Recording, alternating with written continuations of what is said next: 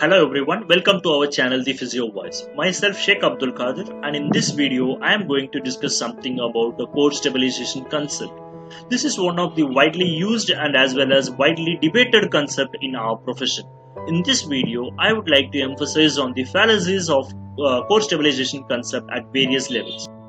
To start with, the core stabilization concept is built on the notion that spine is a very unstable structure. It requires active stabilization via muscle recruitment to keep it stable. However, our understanding of spine had revealed that spine is a stable structure, and because it has to protect the precious nervous tissues, and it is flexible but strong. Also, the physiological changes like pregnancy, central obesity, etc. would have collapsed an unstable spine. Secondly, the core stabilization concept revolves around the strength, endurance, or co-activation parameters of the spinal muscles. Again, the research had shown that during standing, the active stabilization of the spine is achieved by co-contraction of the spinal muscles, which is at the rate of less than 1% of maximum voluntary contraction. During walking, the spinal stability can be achieved by the co-activation of the spinal muscles, which is less than 5% of maximum voluntary contraction. What does this denote? This denotes the active stabilization is achieved very easily with very minimal strength of the spinal muscles. And also, there is some delineation in core stabilization concept as a core muscle versus global muscles. The core stabilization assumes there is specific group of muscles with unique anatomical and functional features. The most commonly cited muscles are the transverse abdominis and multifidus. However, it has been documented that transverse abdominis is absent or fused with internal obliques in some individuals, and this is being considered as a normal variation and not as some pathology. Above all, we have to understand that body works as a unit for a task or goal. There is no evidences that core muscle works independently from other trunk muscle during functional movement. And also there are evidences to show that the exclusive specific muscle recruitment cannot be taught even with extensive training. The very basic or a very commonly cited reason in the core stabilization concept is the timing. It has been said that even though the spinal muscles are strong, the timing is what causing the problem.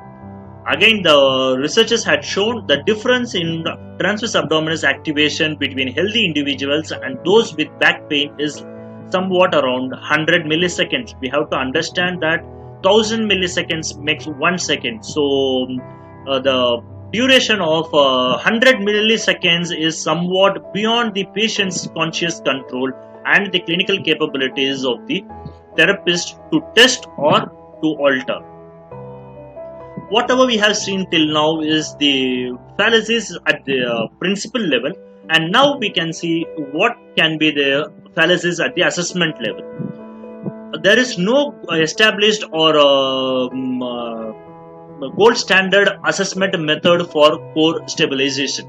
So we can't treat an impairment which we cannot evaluate or identify clearly. And also in healthy individuals, including physiotherapists, I may say, it may present with no effect. Many times we would have experienced that while we are showing to the patient the core stabilization exercises, we ourselves may find it difficult. We would have just said to the patient like continue this for 20 reps or continue hold this position for 1 minute. Frankly, we ourselves may not be able to do it. However, we don't have any symptoms. So the relation between the core stabilization and the pain symptom is unclear, or it is just assumed. However, there are certain available assessment methods like Salmon's grading or asking the patient to hold a position for a certain duration and assessing the core stability. However, these assessment methods doesn't have or a very minimal functional relevance. When it comes to treatment, as I have already mentioned, the selective trunk muscle activation is unlikely. In patients with pain, especially with back pain, there is natural co-contraction or bracing of the spinal muscles. So volitional asking the patient to voluntarily brace the muscle may increase the spinal compressive loads. And also assuming non-functional positions like planks, quadruped, etc. may have less relevance in functional needs. The patient may have the complaint of having back pain while bending down, whereas we assuming these non-functional positions may improve those positions but may not address the actual patient complaint. And also there is functional training with volitional muscle recruitment is what a core stabilization prefers.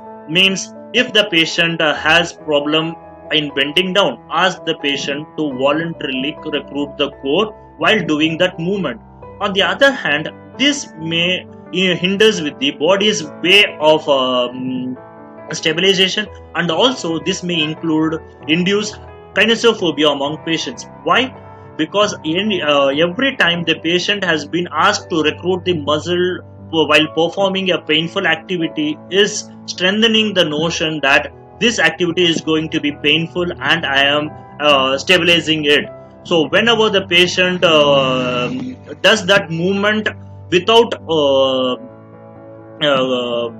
conscious effort, that time this kinesiophobia may creep in. So what does the evidence says for regarding core stabilization? It seems to be that as a principle, the core stabilization concept is a flawed one and the biological plausibility is questionable. However, as a treatment, core stabilization exercises, or nowadays it has been called as motor control exercises, is better than no or minimal treatment in patients with chronic low back pain. We have to understand, for non-specific low back pain, there is no exercises is superior. It means any exercise will work. So this effect what we are getting in our clinics, it may be because that we are introducing some exercises to the patient. It may not it may not strengthen the view that the core stability has been improved, that's why the pain has been reduced. So there is no significant effect on comparison with standard physiotherapy or generalized physiotherapy exercises.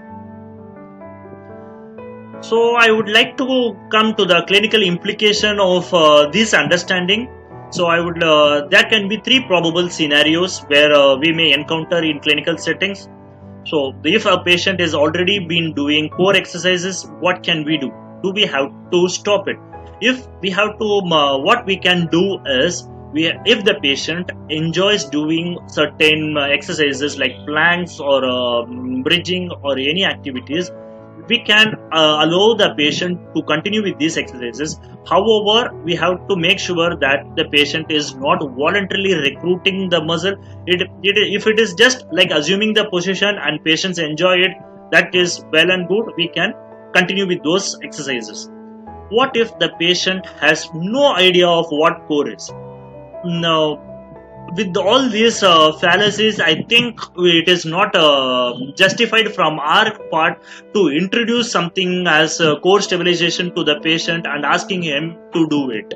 So if the patient doesn't have any idea of core, all the more we may choose such exercises which may suit him better rather than introducing these core stabilization exercises as a protocol.